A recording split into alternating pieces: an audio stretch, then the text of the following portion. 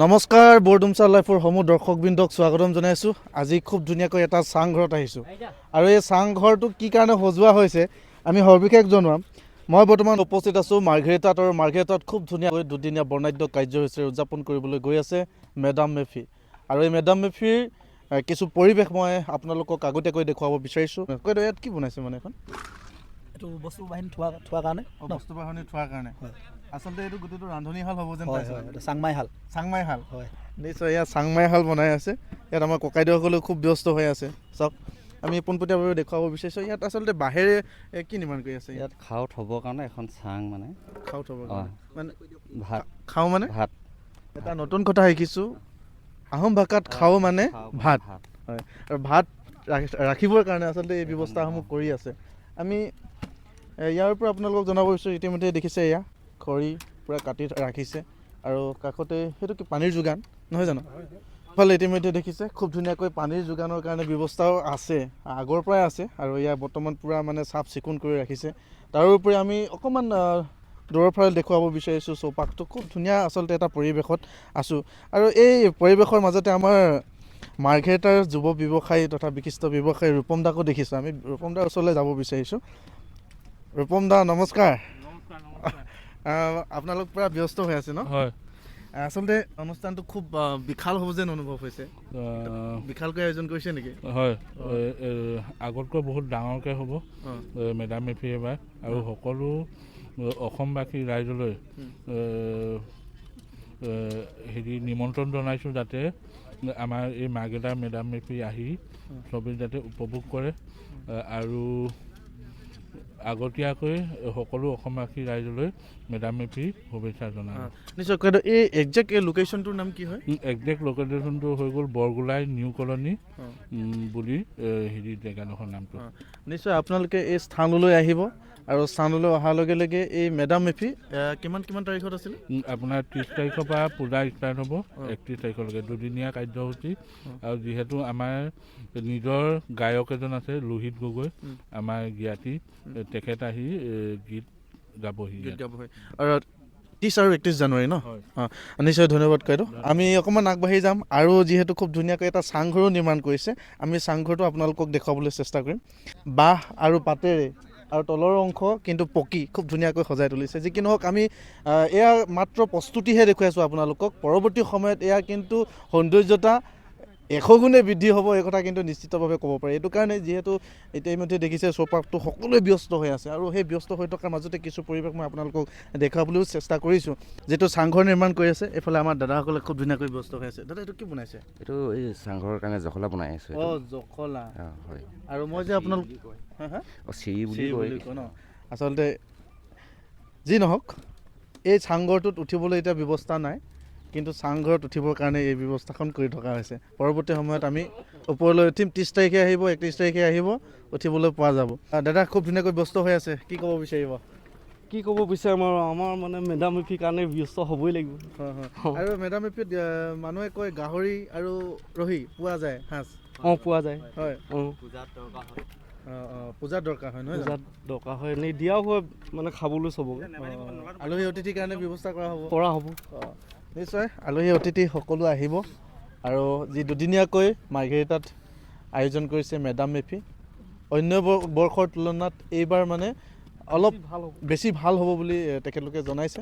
দৰ্শকসকলক মই দেখুৱাব বিচাৰিছোঁ কাষতে যিডোখৰ আপোনালোকে অলপ ৰঙাকৈ দেখিছে, অলপ দেখুৱাই দিবলৈ জনাইছোঁ। ৰঙাকৈ আপোনালোকে অলপ দেখিছে অনুভৱ কৰিছে এই তামোল বাৰীখন আছে, তাৰ আগচোৱাতে এই অনুষ্ঠানটোৰ যিটো মূল মঞ্চ সেই মূল মঞ্চটো তাত সজোৱা হৈছে। এইবাৰ আমি যাব বিচাৰিছোঁ ব্যস্ত হৈ থকা কেইজনমান ব্যক্তি আছে তেখেতলোকৰ ওচৰলৈ। আজি উদযাপন সমিতিৰ মুখ্য সম্পাদক ৰাণাজ্যোতি নিয়োগ ককাইদেউ তথা যি তিনিচুকীয়া জিলা সাংবাদিক সংস্থাৰ সন্মানীয় সম্পাদকো হয় তেখেতৰ ওচৰলৈ যাব বিচাৰিছোঁ। আচলতে এই অনুষ্ঠানটোৰ সম্পৰ্কত বা এই অনুষ্ঠানটোৰ সবিশেষ আচলতে ৰাণাদা আমি অকণমান জানিব বিচাৰিছোঁ।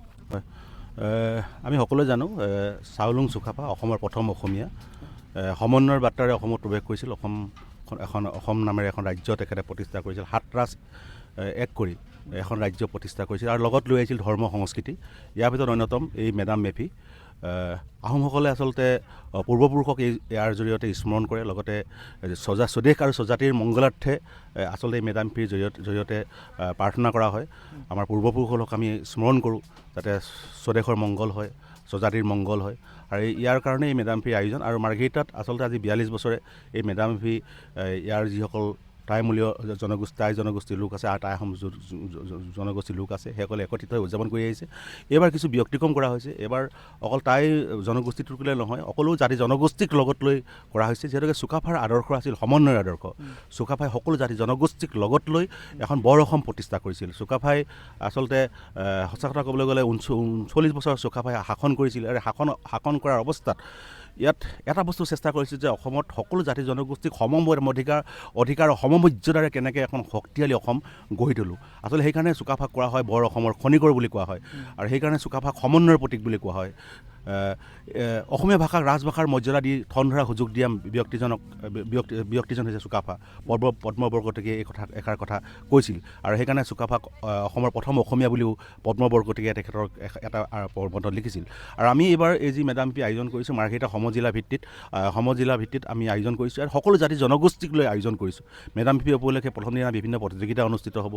আমাৰ যিখিনি পূজা অৰ্চনা আমি সন্ধিয়া 8 বজাৰ পৰা অনুষ্ঠিত হ'ব, পুৰালুং বুলি যাক কোৱা হয়, বানফি হ'ব পিছদিনা, আৰু সেই ধৰণে বিভিন্ন ধৰণৰ অনুষ্ঠান আমাৰ কাৰ্যসূচী অনুষ্ঠিত হ'ব। লগতে এটা সাংস্কৃতিক শোভাযাত্ৰা অনুষ্ঠিত হ'ব। ইয়াত এই সাংস্কৃতিক শোভাযাত্ৰাটোত টাইমূলীয় যিমানবোৰ জনগোষ্ঠী আছে, যেনেকৈ টাই আহোম, টাই ফাকে, টাই খামিয়াং, এই জনগোষ্ঠীসমূহৰ উপৰিও ইয়াত যিখিনি অন্যান্য জাতি জনগোষ্ঠী আছে, চিংফো, টাংচা, টাই ফাকে, টাই খামিয়াং, সোণোৱাল কছাৰী, মৰাণ, দেউৰী আদি সকলো জনগোষ্ঠীক লৈ এটা শোভাযাত্ৰা কৰাৰ কথা আমি চিন্তা চৰ্চা কৰিছোঁ। এইকাৰণে চিন্তা চৰ্চা কৰিছোঁ যে চুকাফাৰ আদৰ্শ আছিল সমন্বয়ৰ আদৰ্শ।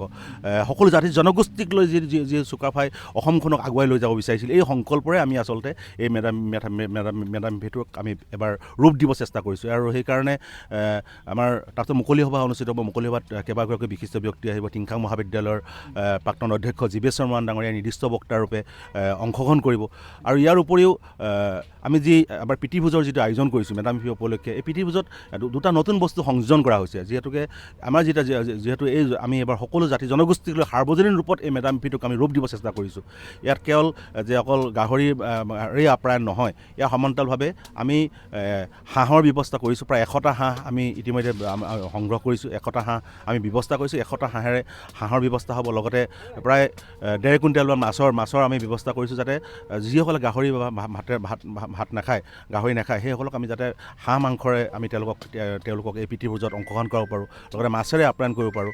এই বস্তুখিনি নতুনকৈ সংযোজন কৰা হৈছে। আমি এটা শৃংখলাবদ্ধ ৰূপত এই মেডাম মেফিটোক আমি আগুৱাই লৈ যাব বিচাৰিছোঁ। আৰু অকল মেডাম মেফিটোৰ জৰিয়তে অকল যে ভোজ ভাতৰ এটা অনুষ্ঠান এনেধৰণৰ নহয়, এই অনুষ্ঠানটোৰ জৰিয়তে ইয়াৰ মাৰ্ঘেৰিটা সমজিলাখনৰ অন্তৰ্গত সকলো জাতি জনগোষ্ঠীক একত্ৰিত কৰি এক শক্তিশালী ৰূপত আগুৱাই লৈ যোৱাৰ যিটো সংকল্প, সকলো চুকাফাৰ যিটো আদৰ্শ, সেই আদৰ্শক আমি কেনেধৰণে প্ৰতিফলন কৰিব পাৰোঁ, এই দিশখিনি আমি বিশেষভাৱে গুৰুত্ব আৰোপ কৰিছোঁ। আৰু এই মেডাম মেফি উপলক্ষে এখন স্মৃতিগ্ৰন্থও প্ৰকাশ পাব পবিত্ৰ বৰগোহাঁই সম্পাদনাত। গতিকে সকলো ধৰণৰ প্ৰস্তুতি চলাইছোঁ। লগতে এটা সাংস্কৃতিক অনুষ্ঠানো অনুষ্ঠিত হ'ব। সাংস্কৃতিক অনুষ্ঠান ঠিক নহয়, আচলতে যিখিনি দেশাত্মক দেশপ্ৰেমৰ যিবোৰ গীত, এই গীতৰ এটা সমাহাৰেৰে লোহিত গগৈ ডাঙৰীয়া পথাৰ শিল্পী তেখেতে এটা সংগীতানুষ্ঠান কৰিব। আৰু টাইমূলীয় বিভিন্ন জনগোষ্ঠীয় লোককৃষ্টি পৰিৱেশনেৰে এই অনুষ্ঠানটোক এটা নতুন ৰূপত আমি সজাই তুলিবলৈ চেষ্টা কৰিছোঁ। দুদিনীয়াকৈ অনুষ্ঠিত হ'ব। আচলতে কোন তাৰিখত হ'ব? 30-31 তাৰিখে আমাৰ দুদিনীয়া কাৰ্যসূচী অনুষ্ঠিত হ'ব। 30 তাৰিখে পুৱা 8 বজাত কণী যুঁজ প্ৰতিযোগিতাৰে আমি এয়া আৰম্ভ কৰিম।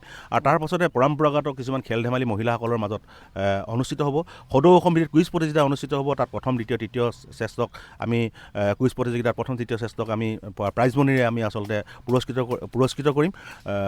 পুৰস্কৃত কৰা হ'ব। ইয়াৰ উপৰিও টাই জনগোষ্ঠীৰ যিখিনি গীত মাত আছে, আইচিং লাওকে আৰম্ভ কৰি বিভিন্ন গীত মাতৰ প্ৰতিযোগিতাও এই অনুষ্ঠানত অনুষ্ঠিত হ'ব। আৰু সন্ধিয়া 8 বজাৰ লগে লগে আমি আচলতে যিটো পূজা, সেইটো পিছদিনা পুৱালৈকে এই গোটেই অনুষ্ঠানটো অনুষ্ঠিত হৈ থাকিব। যিটো পূজা আমাৰ যিটো অনুষ্ঠান বানফি বুলি যাক কোৱা হয়।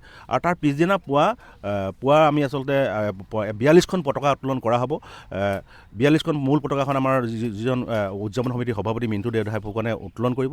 আৰু বাকী যিসমূহ পতাকা, সেই পতাকাসমূহ আমাৰ এই মাৰ্ঘেৰিটাৰ বিভিন্ন ক্ষেত্ৰখনৰ বিশিষ্ট ব্যক্তিসকলৰ দ্বাৰা এই বাকী 42খন পতাকা উত্তোলন কৰাব। ইয়াৰ লগতে আমাৰ যিসকল স্বৰ্গদেউ 39জন স্বৰ্গদেউ আমাৰ টাই আহোমসকলৰ আছিল, শাসন কৰিছিল 600 বছৰ শাসনকালত 39জন স্বৰ্গদেৱে আছিল শাসন কৰিছিল। সেই স্বৰ্গদেউসকলক স্মৃতি ৰক্ষণাৰ্থে বা তেওঁলোকৰ প্ৰতি আমি শ্ৰদ্ধাঞ্জলি জ্ঞাপন কৰি এক তৰ্পণ অনুষ্ঠান ৰাখিছোঁ।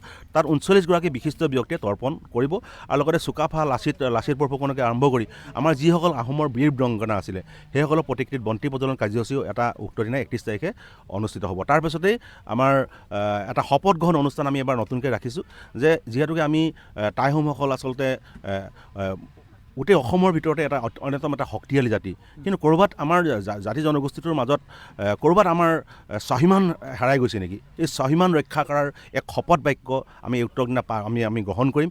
এই স্বাভিমান শপত বাক্যৰ পাঠেৰে আমি আহোমসকলৰ যি শৌৰ্যবীৰ্য, আহোমসকলৰ যি বীৰত্ব, আহোমসকলৰ যি আহোম শাসনকালৰ যি সেই সোণালী অধ্যায়, সেই অধ্যায়খিনিক ৰোমন্থন কৰি যাতে আমি ভৱিষ্যত সময়ত আহোমসকলে মাৰ্ঘেৰিটা সমজিলাৰ সকলো আহোমে একত্ৰিত হৈ এক শক্তিশালী ৰূপত নিজকে অৱস্থান কৰিব পাৰে, ৰাজনৈতিকভাৱে নিজকে অৱস্থান কৰিব পাৰে, অৰ্থনৈতিকভাৱে নিজকে শক্তিশালী ৰূপত লৈ যাব পাৰে, সাংস্কৃতিকভাৱে আমি লৈ যাব পাৰোঁ আৰু সকলো জাতি জনগোষ্ঠীক লৈ চুকাফাৰ আদৰ্শেৰে যাতে আমি অসমীয়া জাতি গঠন প্ৰক্ৰিয়াটোক ত্বৰান্বিত কৰিব পাৰোঁ, শক্তিশালী ৰূপত অসমীয়া জাতি গঠন প্ৰক্ৰিয়াটো লৈ যাব পাৰোঁ। এই এটা শপত বাক্য উক্ত দিনা পাঠ হ'ব। তাৰপিছতে মুকলি সভা অনুষ্ঠিত হ'ব। মুকলি সভাত বহুকেইজন বিশিষ্ট ব্যক্তি অংশগ্ৰহণ কৰিব। অসমৰ আমি কেইবাগৰাকী বিশিষ্ট ব্যক্তি নিমন্ত্ৰণ কৰিছোঁ আৰু সাংস্কৃতিক অনুষ্ঠানটোত কেইবাগৰাকীও জনপ্ৰিয় শিল্পীয়ে ধ্যানী মোহন আৰু আমাৰ আৰু এগৰাকী শিল্পী নয়ন নীলিম তেওঁলোকে সাংস্কৃতিক শোভাযাত্ৰাত শোভাবৰ্ধন কৰিব আৰু সাংস্কৃতিক শোভাযাত্ৰাত প্ৰায় 6টা হাতী থাকিব আৰু লগতে বিভিন্ন জাতি জনগোষ্ঠীৰ লোক থাকিব। আৰু তাৰপিছতে আমি বিয়লি 2টা বজাৰ লগে লগে আমাৰ 2টা বজাৰ লগে লগে আমি সাংস্কৃতিক অনুষ্ঠান কৰিম। মই আপোনাক উল্লেখ কৰিছোঁ ইতিমধ্যে যে লোহিত গগৈ ডাঙৰীয়ে ইয়াত গীত মাত পৰিৱেশন কৰিব। তাৰপিছতে সন্ধিয়া 6 বজাত টাইমূলীয় যিবোৰ জনগোষ্ঠীয় সাজপাৰ এই জনগোষ্ঠীয় সাজপাৰ প্ৰতিযোগিতা শিশুসকলৰ মাজত অনুষ্ঠিত হ'ব। নিশ্চয় ধন্যবাদ ককাইদেউ, খুব ধুনীয়াকৈ আচলতে সবিশেষ জনাইছে অনুষ্ঠানটোৰ কেনেকৈ কি হ'ব। আচলতে যিবোৰ আপোনালোকে জানিবলগীয়া অনুষ্ঠানটোৰ সম্পৰ্কত সবিশেষ আপোনালোকক জনালে, বিশেষ নকওঁ। ইমানতে আমাৰ যি প্ৰতিবেদন আমি সামৰণি মাৰিছোঁ। ধন্যবাদ।